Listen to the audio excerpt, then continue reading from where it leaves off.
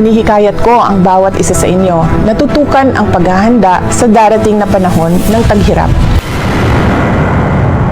Vice President Sara Duterte may babala tungkol sa sakuna sa pagdating ng panahon. Vice President Sara Duterte nagpasalamat sa mga tao na walang sawa na pag-support sa kanya. Isyu sa confidential fund, sinagot na ni Sara Duterte, kaya panoorin po natin yung buong video na ito kung paano sinagot ni Sara Duterte yung mga namumulutikas sa kanya. Kaya tara, let's go!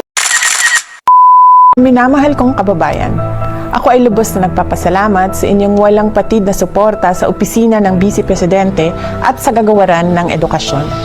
Ang inyong matatag na paniniwala sa kahalagahan ng aking trabaho at sa positibong pagbabago na aking maiaambag sa pag-udlad ng ating bansa ay siyang nagbibigay lakas at inspirasyon sa akin upang magpatuloy sa pagserbisyo sa ating bayan.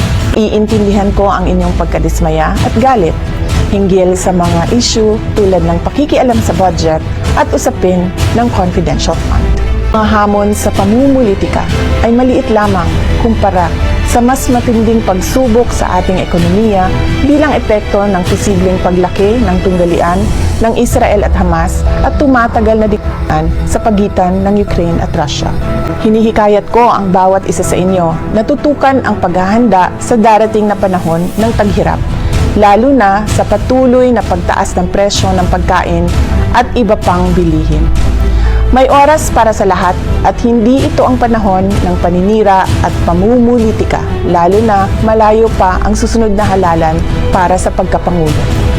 Higit na mahalaga ang ating pagkakaisa, pagtutulungan at pagiging handa para tiyakin ang ating mga pamilya ay ligtas at matatag sa darating na mga buwan. Huwag kayong sumama sa anumang uri ng pang-aapi. Sa halip, sa mga oras ng kagipitan, magmasid at magkilala kung sino ang tunay na mga kaibigan na nasa inyong tabi. Lahat ng bagay sa mundo ay may kanya-kanyang panahon. May panahon ng kapanganakan, ayan. Panahon ng pagtatanim at pag-aani. Panahon ng pagsugod at paghilom. Panahon ng pagwasak at pagtatayo. Panahon ng pagluha at pagtawa. Panahon ng pagluluksa at pagsayaw. Panahon ng pagkalat at pagtipon ng mga bato.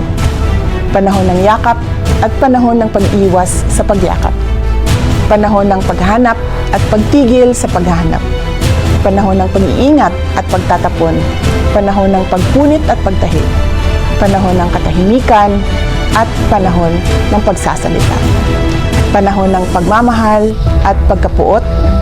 Panahon ng digmaan at panahon ng kapayapaan. Sa bawat yugto ng ating buhay, mahalaga na piliin natin ang kabutihan, pagkakaunawaan at pagkakaisa. Sa bawat panahon, maging matatag tayo sa pagharap sa hamon at maging handa sa pagtanggap ng pagbabago.